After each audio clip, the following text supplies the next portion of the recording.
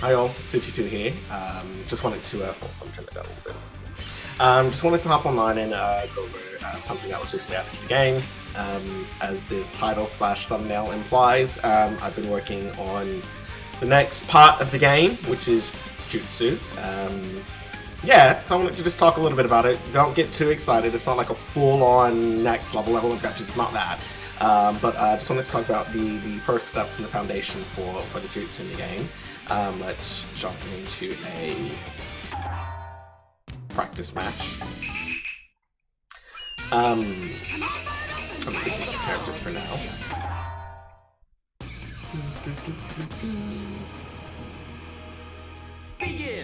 Okay, the reason I wanted to bring this is because I wanted to set some expectations up front, so that way you guys kind of know what's going on with Jutsu and answer some frequently asked questions. So, I'm gonna turn on my input so you guys can see those.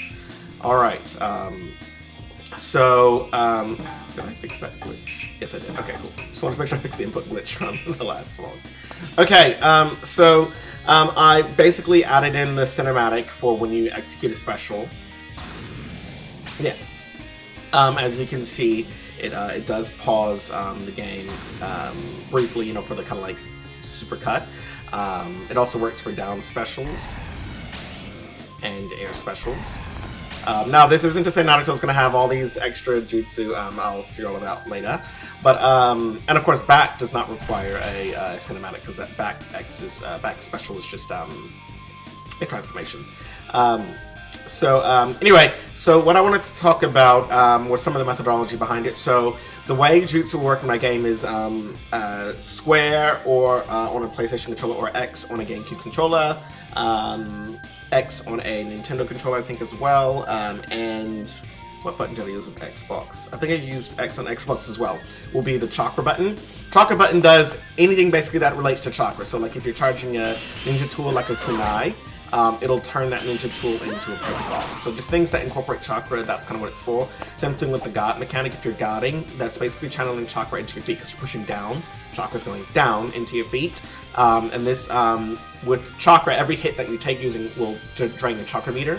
It avoids chip damage, and it avoids you from getting launched because your feet are sticking to the ground. So these are kind of ways chakra can get implemented. So on the jutsu front of things, the way chakra is implemented is, so if you just press regular special, that's known as 5X, it'll just execute a cinematic jutsu. If you're holding down when you press the special button, it'll play a different sound effect, and it will execute a real-time jutsu. So cinematic jutsu require a hit to start up. So it takes 100% chakra 100% of the time and requires you to actually make contact with the player during active hitbox frames in order for the cinematic to stop. If you do not make contact, the jutsu will not stop. Versus real-time jutsu, they just execute. It's going to be stuff like throwing fire bombs, things of that nature. This is actually going to be consistent. There were some situations in the original Clash Ninja games where if you pressed down jutsu, it would actually be another cinematic. That I'm actually removing. So the way that'll work is Revolution 3 introduced the possibility of adding directional input after you've executed the special. The most notable examples is Kakashi and Anbu Kakashi. If you were to press their jutsu button and then hold a directional button, it would change the jutsu that comes out. In regular Kakashi's case, it would change it to an elemental jutsu, with down being earth style, forward I believe was shark bomb, water shark bomb, backwards was fire style jutsu. That could be swapped with water style, but I think water style's forward and backwards is fireball jutsu, and holding up after pressing special would execute a wind style jutsu, which was the air version, each with different properties doing different things. Earth striking the ground, the shark bomb being a forward jutsu, and the fireball being kind of like you go backwards and throw a firebomb, and of course wind style takes you upwards. Or you can do neutral, which was the lightning blade. So the way I'm streamlining that is it works the same. If a character has more than one cinematic, you would still press 5X to execute the cinematic, and then hold down after you press X to execute the additional. And I don't know if there'll ever be a character that actually has more than 2 cinematics. It'll probably be rare that a character has more than 1 cinematic, to be honest. But if they do have per single character, like Naruto, for example, will have Uzumaki Mirage as regular, but then he'll have a different jutsu when he goes into QB, and a different jutsu when he goes into One Tails. So, but anyway, yeah, if a character does have more than one cinematic, you would press regular and then hold down afterwards, and I'll add in the methodology so it shows that, as reflects that in the inputs. But that's how it would work.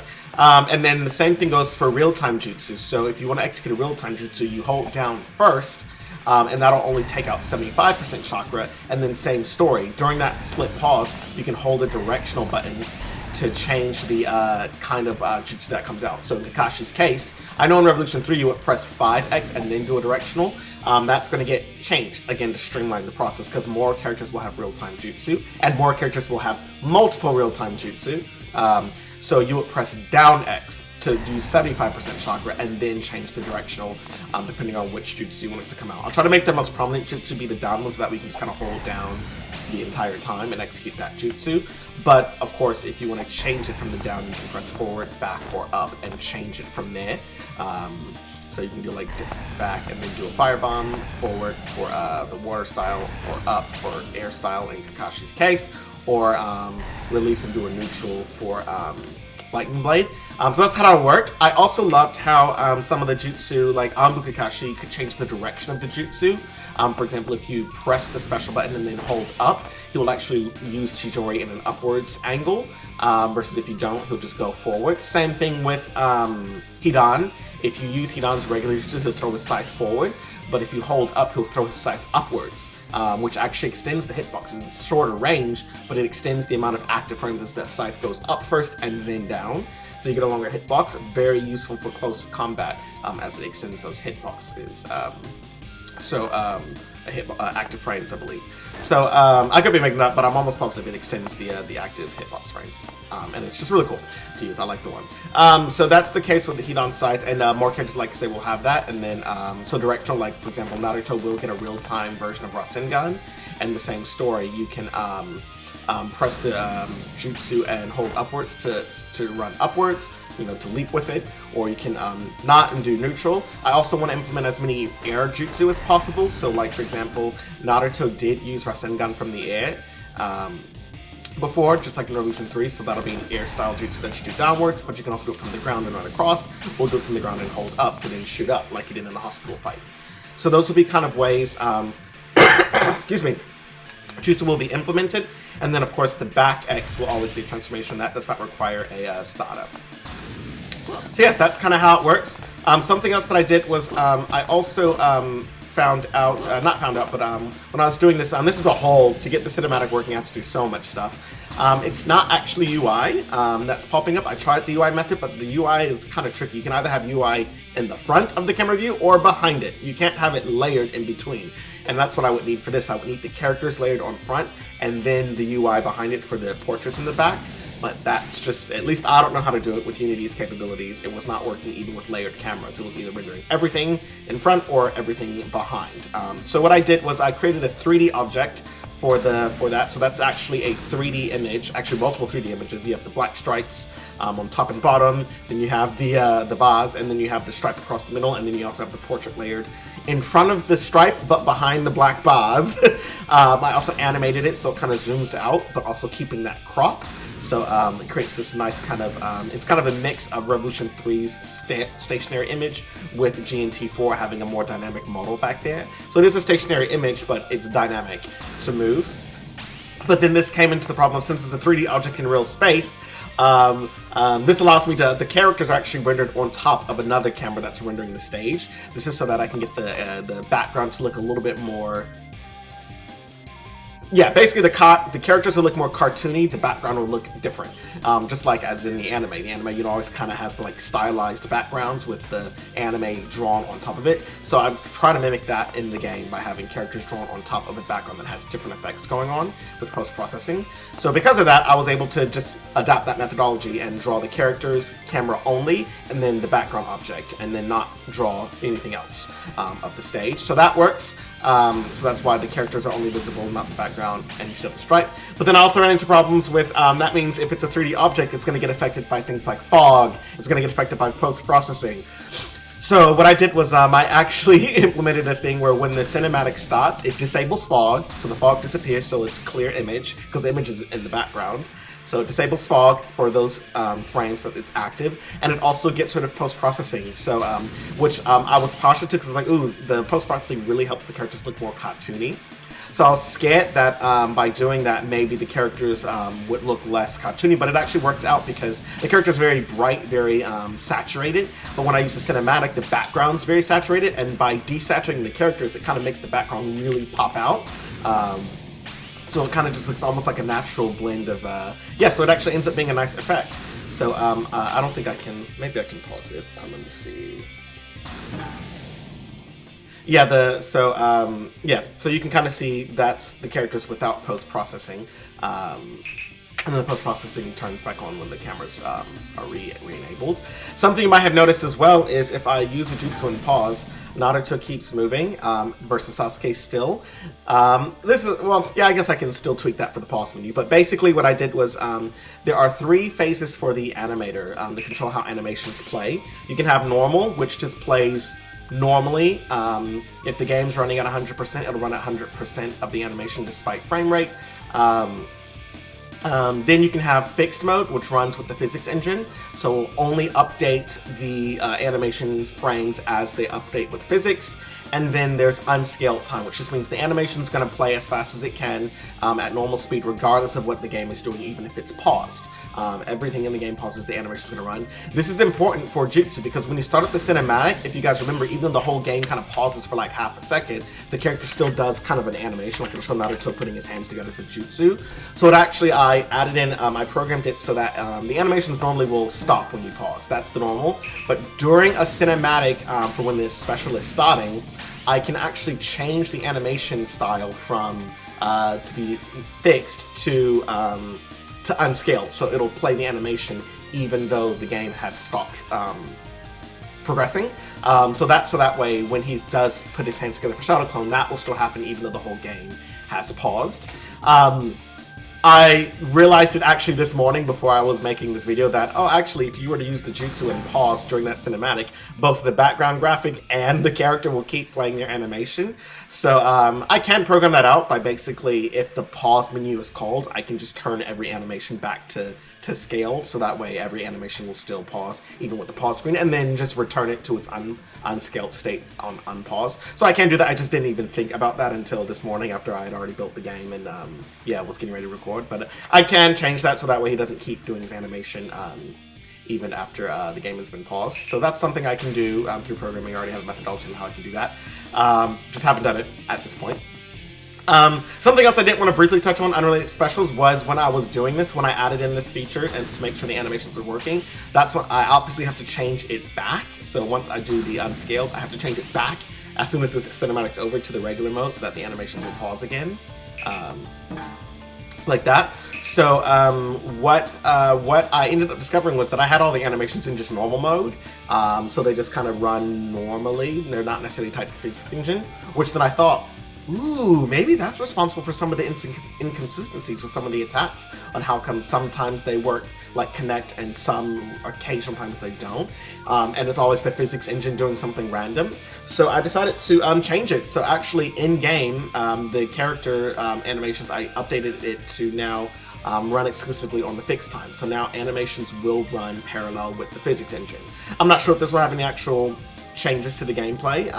In theory, it should help improve since this is a very physics-heavy engine. So I'm hoping that that will help aid in the physics, and so that more moves will connect now that the animations, because hitboxes are tied to animation as well, because when the hitbox turns on, even though hitboxes are programs, so hitboxes are also always tied to the physics engine, but even when you throw a punch, if the animation is off, the hitbox may, let's say the animation moves a little bit quicker than the physics, the hand may be over here when the hitbox turns on instead of in front.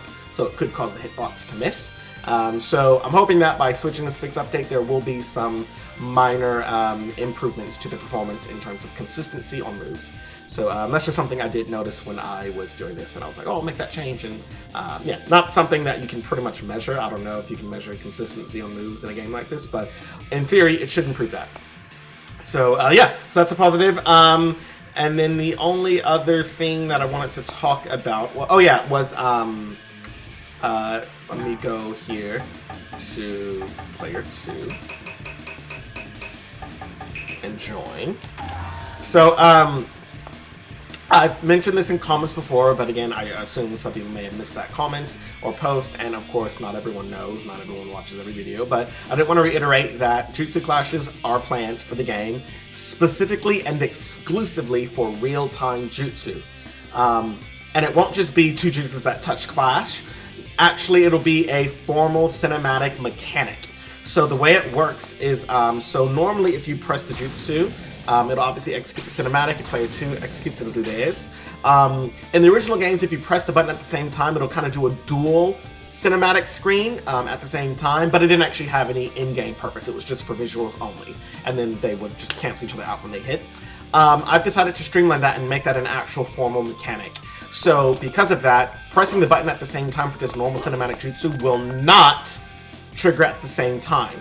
They will trigger subsequentially like that. That was me pressing the buttons at the same time.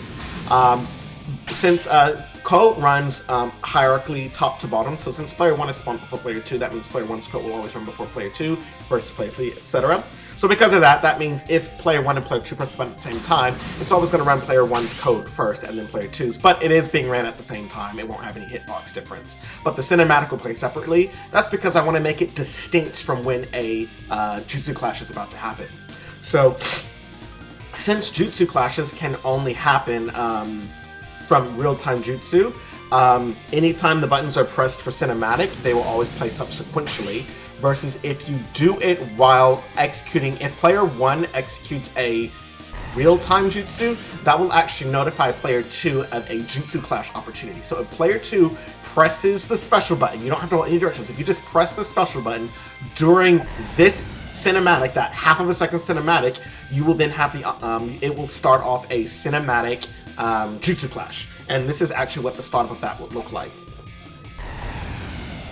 So you saw how it split into half. So that was Naruto throws a jutsu, and then Sasuke's like, I'll throw one in too. And then after that place, it'll start actually an instant cinematic of the 2 jutsu clashing, and then you spam the button and whoever spams the button the most will win the clash. So so that's kind of how it works. This only works for 2 players that are fighting each other specifically, because otherwise, if you were to use this, let's say, an 8-player royale, who's to decide which jutsus can clash? So the way it works is when this player, whichever player is using the real-time jutsu, whatever player they are locked onto will be the only player capable in that moment of executing a counter. If anyone else presses a jutsu button that is not locked on, that player 1 is not locked onto, so let's say you're in 3 players and the 3rd player wants to try to counter, it'll just do the normal, where it'll be back to back. It'll just play them back to back. So player 1 will execute his jutsu, and then right after that, the player 3 will execute their jutsu. So only the person that it is locked onto will be able to execute a counter, and that's even if they, player 2, is fighting player 3. So player 2 does not need to be locked on to player 1 for this to work. It's whoever the player executing the jutsu is throwing the jutsu at. Whoever he throws the jutsu at, that player will have the opportunity to counter regardless of who they're locked on to. And if they do choose to counter, obviously it'll change if they're locked on target. That's to ensure that, of course, you know, I do want jutsu clashes to show up. If it's only reliant on 2 players locked onto each other, it might not happen as frequently, and I want it to be something that does happen a little bit more frequently. Not frequent, but more frequently than if both players have to be locked onto each other to do a jutsu clash. I could change it if they're happening too frequently. I could change that. It would be more lore accurate to be like you have to be fighting them to know to execute the jutsu, but for the moment, I'll have it for anyone that you're locked on despite what the 2nd player is locked onto. And of course, it works the 2nd way. They also portraits change direction based on which side you're on. So yeah. Yeah, so it just depends on what side of the character you're on. Will depend on what cinematic you play. Oops. Button. Yeah. So that's how it works. One final thing I will talk about is team battles. No, you are. Are you ready for it? This one's in the bag. Okay. Let's go with this.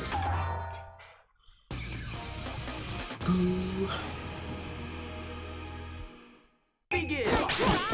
Okay, so another thing that I want to implement, also pulled kind of like a hybrid from G&T4, is when executing a team jutsu. So of course we've already gone over the normal cinematics for those. Oh, let me play 2 again. Let me turn on my inputs too. Alright, so yeah, we already know all the normal ones, we just went over those. So the next one is Team Jutsu, and I'll show you Gaara's, yeah, the striped colors, yeah, they're in. Different stripes for different villages. The next thing is Team Jutsu. So Team Jutsu will only execute if you actually have team members that are alive. So you do execute a Team Jutsu by holding forward. And when you hold forward and then press the Jutsu button, any team members in your team will participate in the Team Jutsu. So I decided that the cinematic background for that should reflect that. So this is what a team...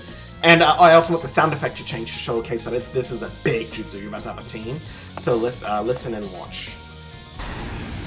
Yeah, so I guess I'm making a bigger deal about it than it was. It plays both jutsu sounds at the same time, both the real time and the cinematic at the same time. And again, this only happens if you have active team members, and then it will show the team members who are participating in the team jutsu. This does change based on which captain is in lead.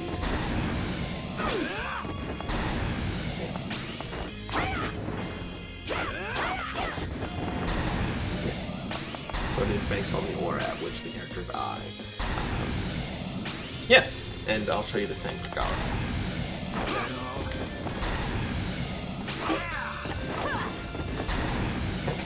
That's how it works. And yeah, technically the logic's in there to do Team Jutsu cinematics for when you do a clash.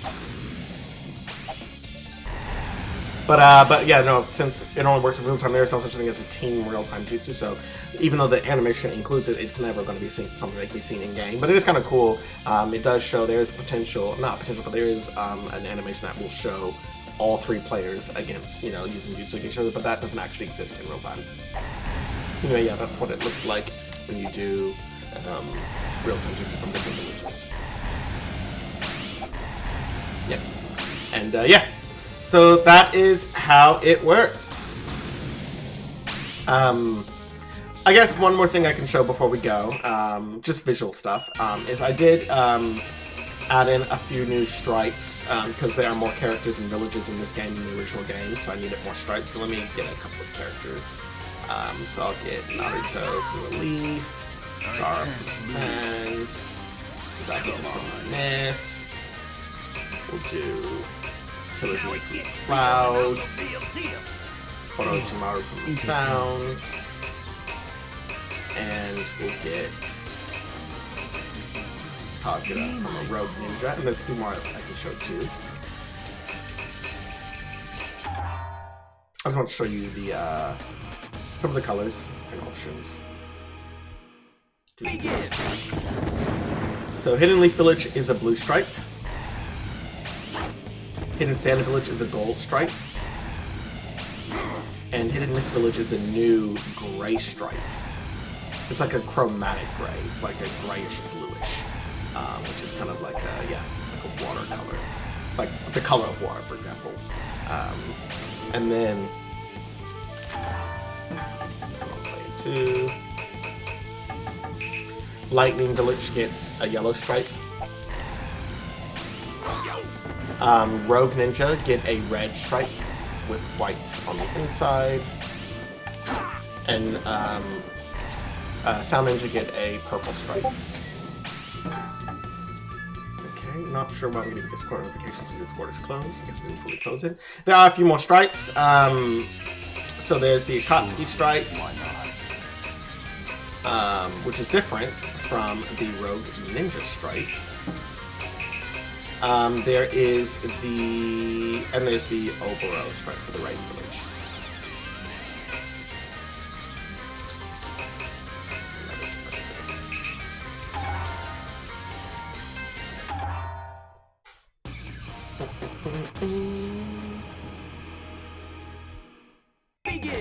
Okay, so Akatsuki get a red stripe, but it's dark red and it has a black background to it. Sharingan. Yeah. Mangekyo Sharingan. Yeah. So that's kind of how it works. And as you can see, the background portrait does match the state they're in. Sharingan. Mangekyo Sharingan. Alright, Oboro has a black stripe, which is just gray with a black background. This is to symbolize the Rain Village and how it's always dark and dreary. Yeah, for the Rain Village. I may change this to something a little bit more bright and effective because it does look very grim when they're supposed to look more bright and intuitive. But for now, use the black stripe. And then Kuroma also uses the red stripe. I just like this to show, to highlight the differences between the red stripe, but for that and versus the Akatsuki. Here's them. Oh, I'm getting my P2. All right, here's them back to back, and here's them clashing. Yeah. So yeah, that's the game so far. I hope you guys like it. The way Jutsu will work is there'll be a startup animation, so when you execute the button, they'll do kind of a like 30 frame, like, ha! Some may use hand signs, they're like hand signs, and then they'll execute the jutsu after those frames. So yeah, that's kind of work. Each cinematic will have, each startup will have 2 animations. There's the animation for the startup, so it could be like a do-do-do-do, and then execute the jutsu, or it could be anything. So yeah, there'll be a startup animation, and then the app, which plays unscale, it just plays regardless if the game's paused, like in that pausing animation, and I'll update it so that way it does pause even when in the pause menu. And then, of course, they'll throw the jutsu out. Yeah! Let me know what you guys think about this. I am excited for Jutsu Clashes as well, which will show up more and more as more real-time jutsu get added, and a lot more people will have real-time jutsu. A lot more. I want to get as close. Like, basically, ideally, everyone should have 2 jutsu, 1 of each type. 1 cinematic and 1 real-time minimum. That's what I'm shooting for. If I can as well, also 1 air jutsu if it's applicable, even if it's the same as their down jutsu, just a different angle. So like example, 1010 could do a ninja tool something which throws tools forward, or she can do one from the air. Fireball, like Itachi can do fireball from the ground or fireball from the air. I want to have as many jutsu like that as possible. Rasengan from the ground, or Rasengan from the air, or Rasengan from the ground that then goes into the air. Kakashi's Chidori from the ground that you can go upwards, or Chidori that, you know, the end of the line Chidori. They're all Chidori, but there's different ways to use it. That's kind of how I want it to work in my game, and then anytime it's a real-time jutsu used, you will have the opportunity to clash it. Same thing for air jutsu, those are counted as real-time, so imagine you can actually recreate the moment from the hospital fight. The angle would change just like the hospital fight, so you would have Naruto use Rasengan from the ground and aim it, and when he starts that, if Sasuke's in the air, he can use a jutsu in the air to counter, and then you get the air, you know how Sasuke was coming from the air, Naruto was coming from the ground, you get that angle from the clash, or you can do it from the ground and get the clash from the ground. So Jutsu Clashes will make their form, their debut in the Clash Ninja series in that form. Real-time jutsu only, and just whoever you were locked onto just has to press the same button, press the special button at the same time, or just after you pressed real-time jutsu, and they can counter it. And that'll start up the counter. Yeah. And they'll of course have a phrase that they say, you know, like Itachi will be like fire style, and then the other person will be like, oh, water style, and then they'll so it'll be like fire style, water style, and then they'll say it at the same time, blah blah blah blah blah, jutsu, and then it clashes, spam the button, blah blah blah blah. Hope that makes sense. Hope my vision's clear. This video is long. I did not expect it to be that long. Thanks guys for watching. Stay tuned for more. Cheers.